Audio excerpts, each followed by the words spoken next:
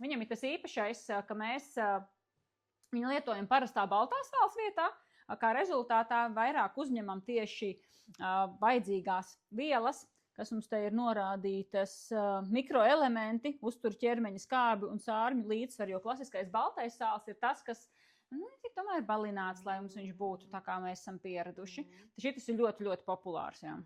Es arī par viņu uzzināju, pateicoties draudzenes stāstam, kas runājām par klasiskajām ikdienas lietām, ko mammas lieto, burvestības, garšu feju valstības un tā tālāk. Viņš saka, tu zini ķelti jūrsāku, kas tas tāds ir? Nezinu.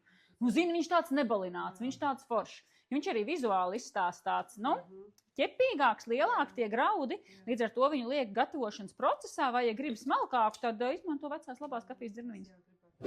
Kur var izmantot šo sāli, jo viņš tāds graudains? Jā, lieto visām receptītēm, ko ikdienā parasti, vienkārši aizstājot balto, balināto sāli ar šo un bauda labus rezultātus. Man jau arī bērni zina, kas ir ķelti jūras sāls un prasa mamīt, kur mums tas trauciņš. Kāpēc izvēlēties labāk šādu sāli, nevis parasto?